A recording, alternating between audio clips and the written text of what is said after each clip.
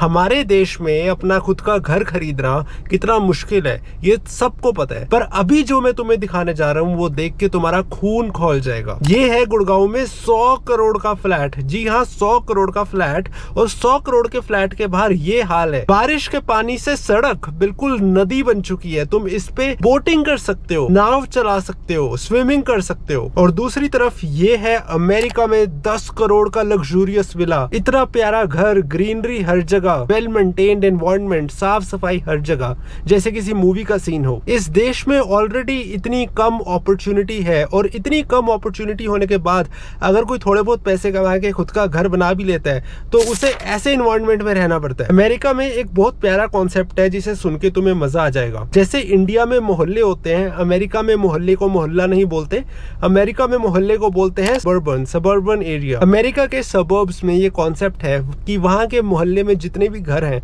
वो घर कभी भी एक घर कभी भी दूसरे घर से चिपका हुआ नहीं होगा। उनके बीच में कुछ ना कुछ गैप जरूर होगा।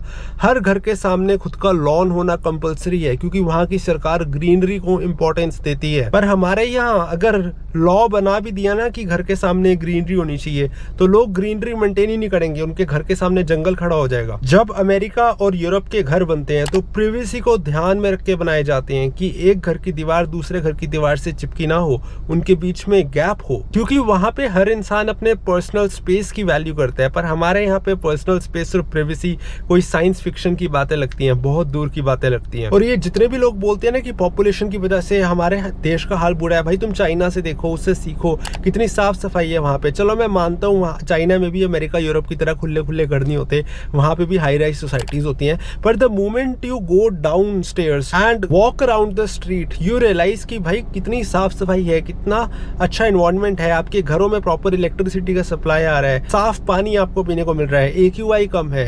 एक टाइम पे चाइना का भी बुरा हाल था, वहां के शहरों में AQI बहुत गंदा था, फिर उनकी सरकारों ने काम किया। तो ऐसा नहीं है कि भारत के लिए ये हो ही नहीं सकता या इम्पॉसिबल है। अगर चाइना कर सकता है हम भी कर सकते हैं। बस ये है कि सरकार की नीयत होनी चाहिए कुछ करने की।